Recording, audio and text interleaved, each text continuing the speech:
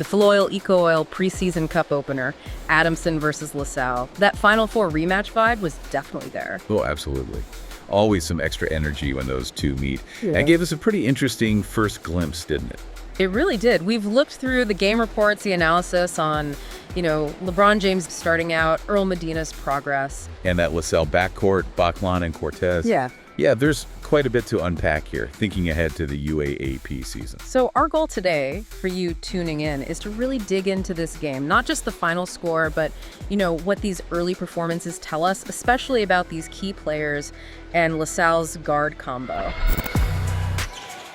Okay, let's jump right in. The starting lineups were interesting. Seeing LaSalle throw Lebron Daep right into the fire, and Medina starting for Adamson too. So you immediately had that matchup to keep an eye on.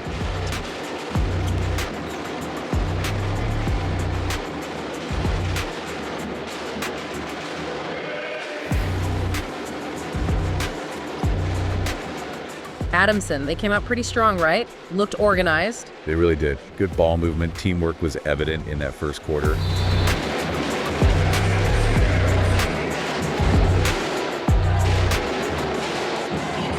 And that 19-15 lead after the first, it felt earned, showed they were ready to play.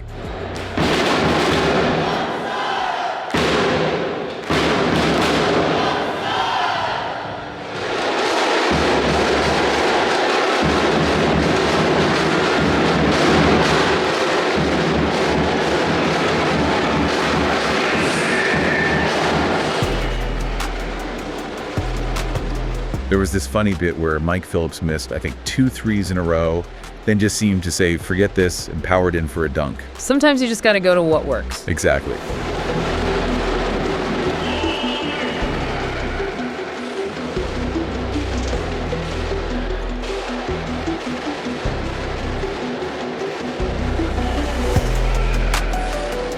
And Jacob Cortez finally broke LaSalle's three-point drought, hit their first one.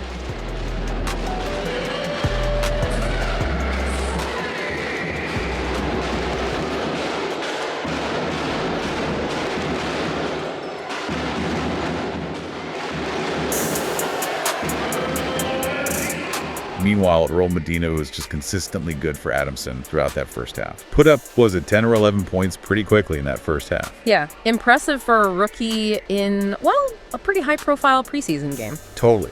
And you got to remember his background with the Grilas Pilipinas boys, averaging over 14 points. That kind of experience playing internationally, it just builds confidence, refines your skills.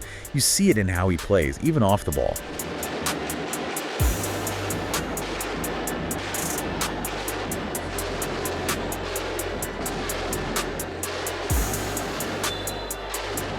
Earl Medina's rise. That Grilas experience seems like such a springboard. Oh, absolutely. You play against that level of competition, it just fast-tracks your development. You come back more confident, more skilled. You mentioned that himself, right? The confidence boost. Yeah. And now at Adamson, with some veterans gone, he's clearly stepping into a bigger role. Yeah. He looks ready for it.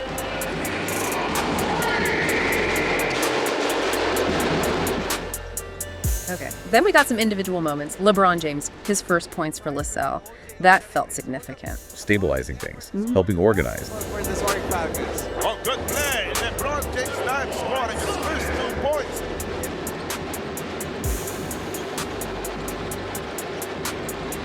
So there's that comparison to Kevin Quiambao floating around too. Yeah, and you look at his high school numbers, like 15 points, 8 rebounds, potential's clearly there. Yeah.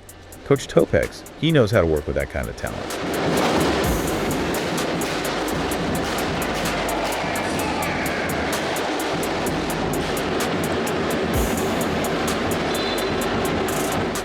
'Okay, so Adamson leads early. LaSalle's struggling from deep but hanging around. Did things change later?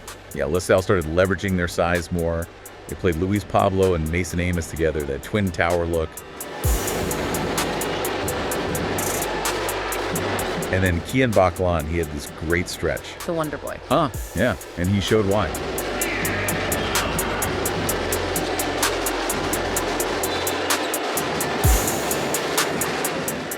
"12 points, but maybe more importantly, 8 assists. That's running the show. He seems really versatile. Can score, can dish it out. Precisely. He's not just looking for his own shot. 8 assists tells you he's finding teammates, making the offense flow. That's huge.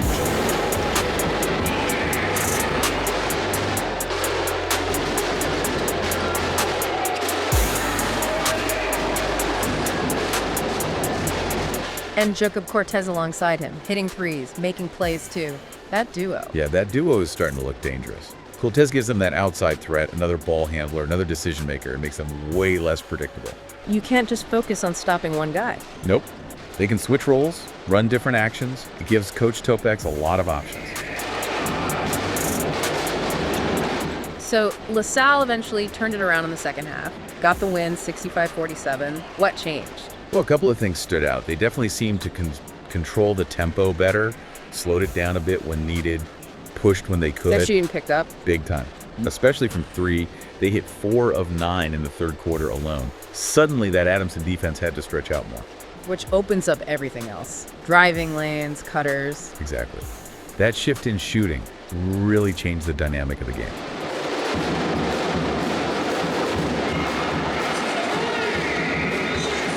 And Baclaan got player of the game in the end. Yep, Kean Baclaan. Well-deserved after those key stretches. Okay, speaking of Baclaan, let's talk about him and Jacob Cortez together. Because based on other reports, that backcourt pairing looks like it could be really special for LaSalle. Oh, absolutely. They're really starting to gel. If you look across the different preseason tournaments they've played, that Baclaan-Cortez chemistry is becoming a major weapon for the Green Archers.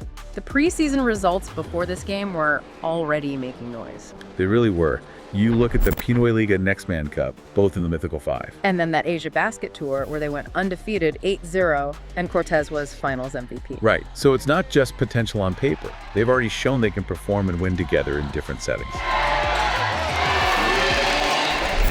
And the way they play together, that versatility we mentioned, that's their biggest weapon, I think. Being able to switch who's running the point, who's playing off the ball. Exactly. It makes them so hard to scout, so hard to game plan for.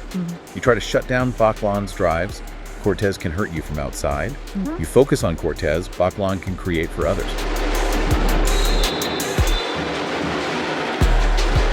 But it's also their ability to kind of alternate roles, be unpredictable. One possession, Baclaan might initiate, drive, kick out. The next, Cortez might bring it up, look for a shot. It keeps defenses off balance. Plus, they can both run the pick and roll effectively. Which forces defenses into really tough decisions constantly. It's a potent combination. Coach HoopX even talked about them proving doubters wrong, showing they can thrive together. Yeah, and that says a lot about their chemistry, their willingness to share the ball. With Quiambao gone, look, let's be real. They need this tandem to be elite if they want to contend for the championship in season 88. Their combined skills, scoring, playmaking. Okay, let's zoom out a bit. Thinking longer term, LeBron James, how big could he be for DLSU? The potential is definitely there. You see the size, the skill set.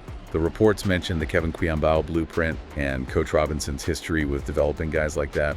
It fits. Being able to maybe initiate offense from the wing at his size, that's valuable. Hugely valuable. Yep. And defensively, too, potentially guarding multiple spots. He could be a really key piece for them down the line. All right, so wrapping this up, key takeaways. Adamson's got some really promising young guys stepping up, Medina chief among them. Definitely. And LaSalle. They're clearly evolving. And that Cortez-Baclaan backcourt, well, it looks like the real deal. So for you, the listener, you've got a good sense now of these early dynamics, these players starting to make their mark even before the main UAAP season kicks off. Yeah, it's always great to track these developments in the preseason, gives you clues about what's coming. And maybe a final thought to leave you with. Yeah. Is that tandem of Cortez and Baclaan truly dangerous enough to carry LaSalle all the way back to a championship? Something to keep watching.